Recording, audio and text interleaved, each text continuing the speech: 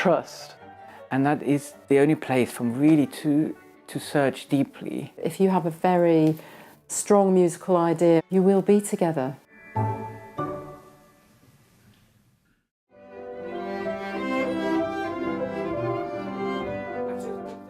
I think you slightly, and as before, so you're slightly running out of steam. I think you should push it. If you want us to really come up with something different, when you go all the way, dee da da dee da da dee da.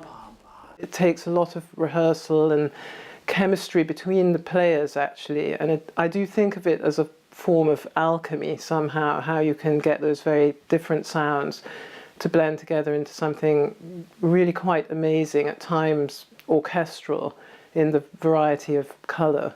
The trio has these two sides to it where you feel it wants a time to be like an orchestra of 80. And that's always has a heroic, if slightly delusional quality when three try to do that, but it's truly exhilarating to witness. At times you feel like you're doing something that is very daring, and you want to feel that you can take those risks. So if you're in a supportive atmosphere, it really helps a lot, and that's really what the rehearsal process is about. For me, the process is just as exciting as the performance. I think it doesn't matter what the tempo is. I think as long as we don't sort of do it. Disconnect. Yeah. I mean, I do think that the marcato implies a slight, notch slower tempo. Sort of pesante, yes, exactly. There is, especially in the romantic repertoire, you have a scope of the grand gesture, and often you combine forces with the cello in sweeping melodies. And if you have a cellist like Sally, where I feel great affinity for her music making, so you really enjoy sharing those melodic moments. And there's a very free flow of energy with three people.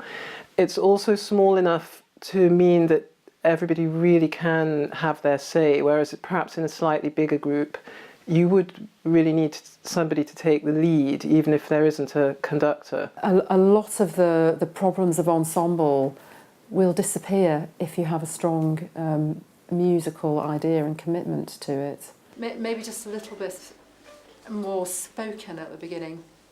Yeah. You mean the dotted rhythm or the... No, it's the dot. Okay. At the very beginning, and then the da da da, it's much more continuous because of...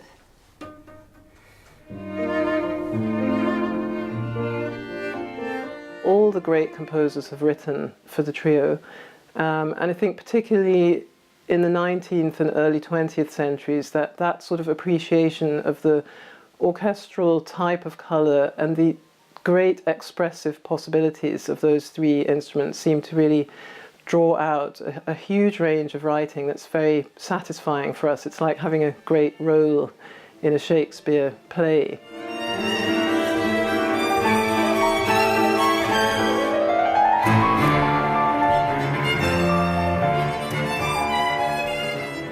Most of the great composers saved a lot of their best and most personal music for the chamber music repertoire. You very often join forces with the other string instrument in a way that gives you a sense of great power and flight, and the great composers are very aware of those possibilities. Often, I think, in the piano trios, the cello gets a lot of the really great romantic tunes in a way that doesn't happen in other chamber music formations.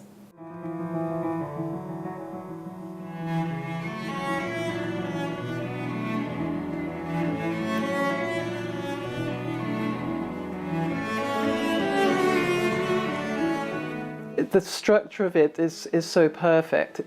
The first movement is quite dark and intense, and a bit like a sort of voyage, a seafaring voyage.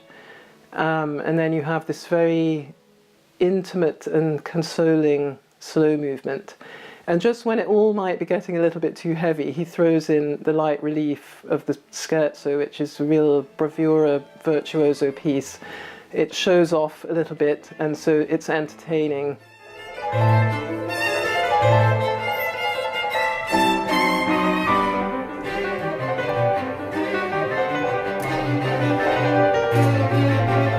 piano parts in, you know, those Mendelssohn piano trios are just phenomenal. I mean, you have to be fabulous. You have to be fantastic to do it. You can't hide.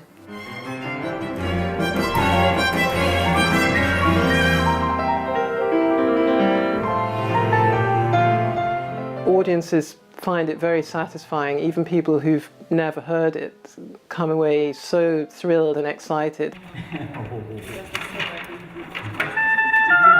There are some wonderful works for piano trio plus one other performer, and again that brings another angle, opportunities for more varied programming.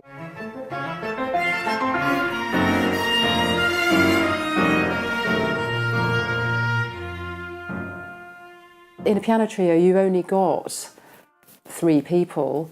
The writing is so perfect because you don't have an excess of stuff to use.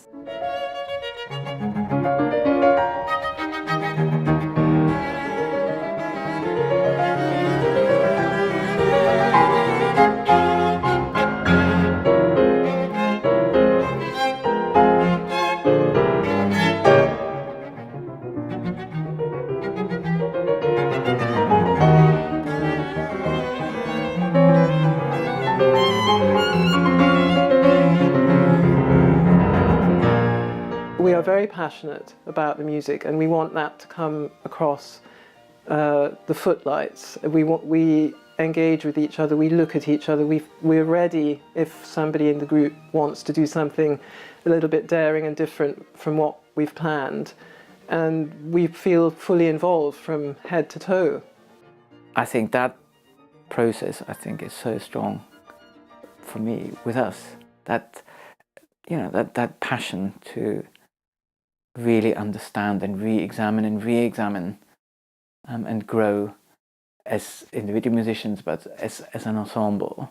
One of the things that we're very keen to do is to make sure it doesn't just come across as a kind of polite drawing room type of activity, even though maybe that was the original conception of the form. It really has gone so far beyond that to something that makes very important statements within music making. There's enough room to really explore the piano trio repertoire further and further, and I wish that I will be able to continue that till the end of my playing days.